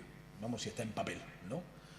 Luego viene el bombero y dice, ¿cuál de los tochos es el que dice dónde está la columna seca? Claro, también como está en papel, se ha podido quemar. Es otra posibilidad. Con lo cual, lo mejor que lo ponemos es el CD y lo metemos en una caja fuerte y no fuga. Claro, el bombero tiene que venir con un ordenador. Las columnas secas, lo que tienen que estar es bien señalizadas en lugares visibles con señales luminiscentes, ¿no? Siguiendo, o sea, en el sitio donde el bombero la va a encontrar fácilmente sin tener que buscar al libro del edificio. Claro, si la columna seca se le coloca delante un ficus microcarpa, que quedan preciosos delante de las columnas secas, la señal la arrancamos, ¿no? Y además aparcamos delante de eso un coche, pues entonces no hay tutía. Pero el problema no es el libro del edificio, es que la columna seca no estaba en su sitio. Si además la columna seca, como os ha parecido escuchar, no estaba mantenida, que es no más que es mover, la columna seca está seca, o sea que se puede mover, se mueve la rosca de vez en cuando, cada 6 meses, cada 3 meses, y eso permite pues que se pueda enchufar la manguera del bombero. Claro, si eso no se ha hecho en los últimos 6 años, los bomberos son gente que, como todos hemos descubierto por los calendarios, son gente de una fortaleza terrible. Pero bueno, 6 años de columna seca, oxidada, eso no lo mueve nadie. Entonces, lo que hay que hacer es esto. No se ha enchufado esto, no porque no estuviera el libro del edificio, sino porque la columna seca estaba seca, ¿no? Estaba seca, no puede ser. Hay cosas que tienen la normativa. Yo he llegado a la conclusión, yo no sé si aquí alguno de ustedes ha sido antes funcionario, yo no quiero ofender a ninguno, mis hermanos son todos funcionarios, ¿no? Viven bastante mejor que yo, ahora están peor que yo, pero bueno. Pero yo he llegado a la conclusión a veces que la normativa, este tipo de normativas, la hacen cuando están aburridos de un funcionario. Y entonces dicen, mira, vete a ese despacho y haz una normativa sobre dónde tiene que estar el libro del edificio. Y este señor pone cosas tan raras como el libro del edificio tendrá que estar a disposición en un lugar visible. Sí, lo pondremos en lo alto del buzón, yo qué quiere que le cuente, ¿no? O sea, no hay cosas que no tienen sentido. O sea, lo que hay que hacer es seguir el mantenimiento, ni siquiera porque no se apunte en el libro del edificio que no se ha mantenido, la columna seca deja de funcionar en acto de represalia. Lo que hay es que mantenerla. Vamos, Antonio, a mí no me tienes que contestar. Yo solamente agradecerte que hayas estado. Te atraqué el lunes por la noche, muy tarde, desde la Junta de Gobierno, que es cuando nos surgió el problema de que no podía venir Andrés Gutiérrez. Has conseguido mantenerme despierto, que hasta ahora para mí es difícil. Y bueno, que todos sepan el esfuerzo que tú has hecho, que estás, aparte del máster de arquitectura, estás como presidente del comité científico del foro de Smart City que tenemos el miércoles y jueves que viene, 2 y 3 de octubre, que el Colegio Administrador de Fincas participa en ese foro. Sí. Y bueno, que sabemos que estás súper ocupado. Te doy las gracias por haber estado aquí. Nada, hombre, a vosotros por invitarme.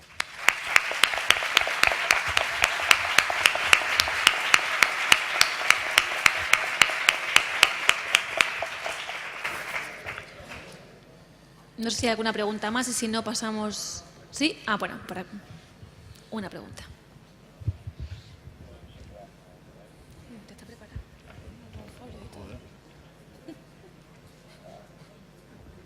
Bueno, buenas tardes. ¿Antonio José? Sí, Antonio. Vamos a Antonio. Nunca supe el José de qué venía. Mi pregunta es la siguiente. ¿Por qué el Colegio de Arquitectos, que está revestido de cierta función pública como todos los colegios profesionales, para proteger los intereses de sus miembros, pero también para de alguna manera proteger o evitar los abusos a nivel social, ¿por qué el colegio se niega a entregar copias de los proyectos que allí le tienen registrados cuando un edificio o una comunidad de propietarios necesita de la copia de ese proyecto, no te la entregan si no es con el previo consentimiento del arquitecto que fue autor del mismo? Pues precisamente por eso, porque se necesita el previo consentimiento del arquitecto. El archivo del colegio no es un archivo público. El que hizo la ley, pues lo hizo así. O sea, el archivo municipal, donde está el proyecto, sí es un archivo público. El archivo del colegio no es público, es un archivo privado e institucional. Pero el contenido es institucional porque lo que recogemos nosotros, pero el contenido es privado. O sea, cada uno de esos copias de proyectos que hay ahí, pues es dueño de cada uno de los arquitectos que estamos ahí. Entonces, cuando cualquiera de ustedes o quien sea se dirija a nosotros a solicitarlo, pues no tenemos ningún inconveniente, pero tenemos que pedirle permiso al arquitecto. Que el arquitecto lo da, no hay ningún problema. Que lo pide el juez, entonces nos ponemos tiesos como un palo, damos un taconazo y lo damos para allá, previo pago del importe de las copias, eso sí. Y si lo pide y otra persona y el arquitecto no lo autoriza, pues es que no podemos hacerlo. Cumpliríamos nuestra obligación con el propietario del proyecto, que es el arquitecto. Bien, gracias. Antonio, yo te quería hacer una pregunta, porque eso es algo que nos pasa mucho a los administradores, los problemas con las filtraciones o humedades. Sí. que eso se convierte también como en una patata caliente, porque esto siempre es culpa del vecino de arriba, el de arriba dice que el de abajo dice que es de la comunidad, y así vamos pasando hasta que al final pues el más débil es el que acaba pagando. Entonces, ¿tú nos podrías decir o existe alguna posibilidad de tener algún protocolo de actuación ante una humedad? Hay que empezar por la jardinera, el desagüe, la terraza. Hay que empezar por llamar al técnico. Le digo porque a la humedad le pasa, al agua le pasa que siempre coge el camino más fácil.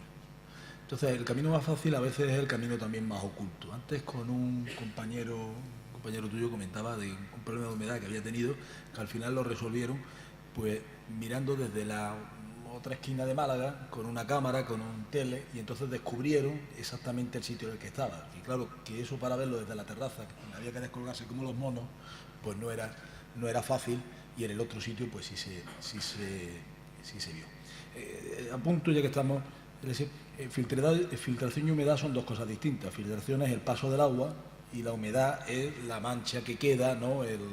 La consecuencia del paso del agua. Pero bueno, aparte de esta cuestión, que lo que solo fundamentalmente sirve es para machacar al perito de enfrente cuando se equivoca, no hay un protocolo, no hay un protocolo. Es decir, como perito no hay un protocolo. Llegas, lo ves,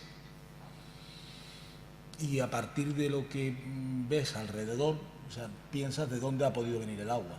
Pues claro, si tienes ¿cómo se llama esto? Si tienes la mancha de humedad por un dormitorio y al otro lado hay un cuarto de baño y está la alcachofa de la ducha, pues tiene muchas papeletas de que la tubería se ha picado. Si la mancha la tienes en el techo, pues está claro que está funcionando mal la impermeabilización. Pero la impermeabilización, por ejemplo, puede ser soldada o suelta. Es decir, la lámina puede estar pegada en toda su superficie o puede estar simplemente pegada en los bordes y suelta en el plano de la cubierta. Si está pegada, y eso normalmente no lo sabes, salvo que hayas conseguido el libro del edificio y además hayan hecho las cosas como han dicho que las han hecho, ¿no? Si está soldada, pues la mancha de humedad suele aparecer de donde está el picotazo.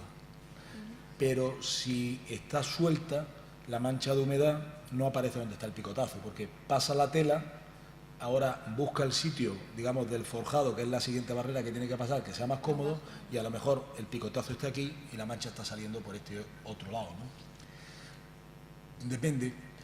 Tendemos también a confundir, de humedad hay dos tipos de mancha, la de condensación y la de filtración, estabas comentando.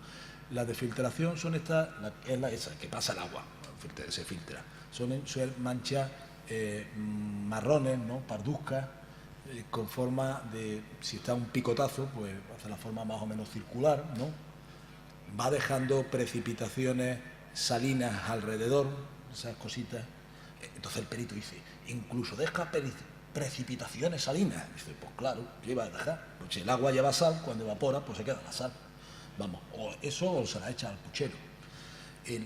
Esa tiene. Y luego tienes otras que en cambio son más bien negruzcas, ¿no? Negruzcas, con forma de puntitos, ¿no? Y esas en cambio son de condensación. El agua no ha entrado por ningún lado. Al revés, lo que ha intentado ha sido salir en forma de vapor de agua, ha entrado en contacto con una pared más fría y se produce eso. La pared puede estar más fría y entonces ser un problema de aislamiento térmico, o la pared puede estar más fría y ser un problema de obsesión sexual. No, hombre, no estoy tomando esta coña, ¿eh? Sí, porque había un chalete que, aprovechando que estaban haciendo una urbanización de unas 200 viviendas por encima, pues dijeron, coño, este es el que nos va a arreglar el chalet. Y entonces todos los males del chalet, era un chalet que yo conocía desde pequeño, porque estas cosas que te dice tu padre, tú vas a ser arquitecto porque te fijas en estas cosas. Y yo decía, no, yo voy a ser militar, lo que pasa es que no puedo entrar de general, y entonces no me convenció. Y entonces, pero siempre me fijaba en el chalet por el sitio en el que estaba, porque parecía que estaba como en medio de ruinas, este rollo romántico, bueno, porque estaba hecho una ruina desde que yo era pequeño. Y esto no fue hace tanto. Y estaba en medio de aquello, del bosque y demás. Y entonces decidieron ponerle la denuncia a la promotora del bloque de la urbanización del Monte de Arriba, ¿vale?, para decir que todos los males del chalet eran de esto. Y uno de los males era que el tema era el chalet se ha movido porque el terreno se ha descomprimido y eso ha producido todo tipo de daños y uno de ellos son humedades en el cuarto de baño. Bueno, seguro que esto tiene una explicación. La obsesión sexual. ¿Qué le pasaba a la humedad esa? Que efectivamente estaba muy clara de concentración porque estaba en una esquinita del cuarto de baño. El cuarto de baño era algo así como el salón de mi casa, un salón amplio. El chalet era viejo y grande. Y el cuarto de baño era grande. Pues en una esquinita estaban esas manchas negras y además estaban perfectamente definidos 4 agujeritos, como 4 esquinitas tiene mi cama, ¿no? ¿Y esto por qué? Porque normalmente estas salen pues un poco al espurreo, ¿no? Como si tú dices, pues ya está, pues sale eso negro. Pues no, estas estaba el espurreo y luego las 4 muy claras. Vamos a ver qué es lo que hay arriba. Pues arriba había una farola pinchada en la terraza, perfectamente pinchada. Con lo cual la había pinchado y había perforado y se había cargado el aislamiento térmico. Había pasado todo el aislamiento térmico, con lo cual había establecido un puente térmico, un sitio por donde pasaba perfectamente el frío a través del hierro de la farola hasta abajo. Dice, bueno, hasta ahí se ha roto el aislamiento térmico, pero ¿por qué la obsesión sexual? Porque en ese cuarto de baño tan grande había que rellenarlo con algo y entonces el propietario de la vivienda, que estaba, como se dice, bien de posible, había pedido que le hicieran expresamente para él, ¿no?, un jacuzzi de cama de matrimonio.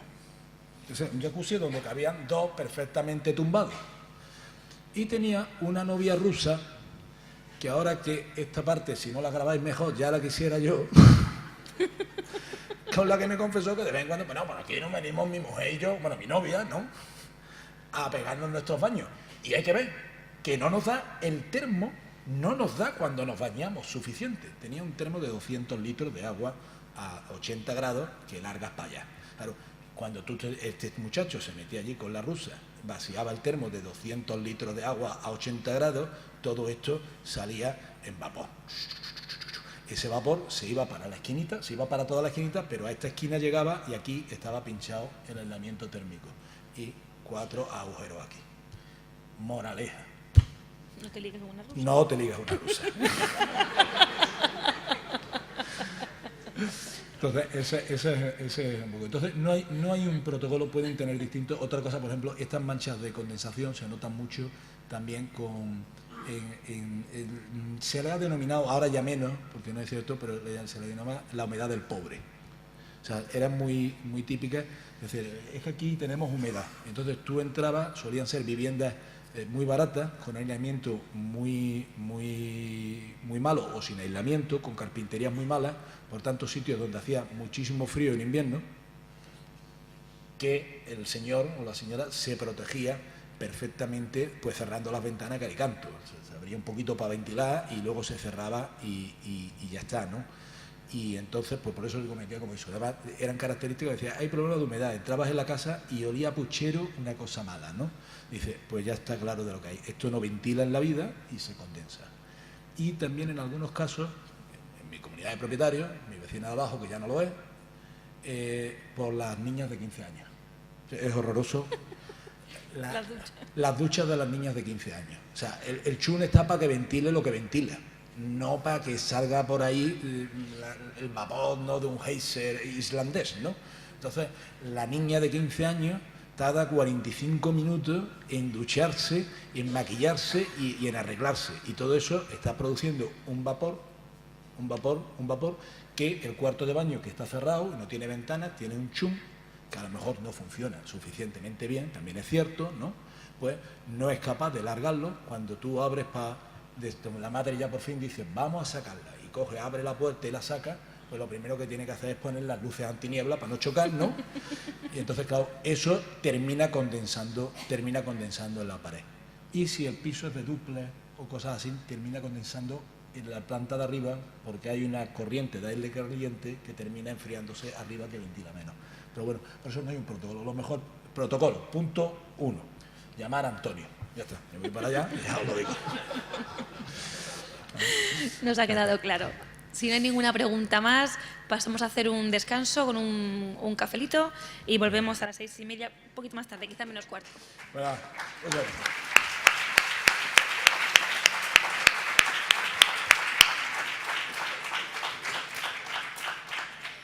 Le hacemos entrega, como no, del obsequio que tenemos a todos los colaboradores del Colegio de Administradores, nuestra biznaga de plata. Muchas gracias.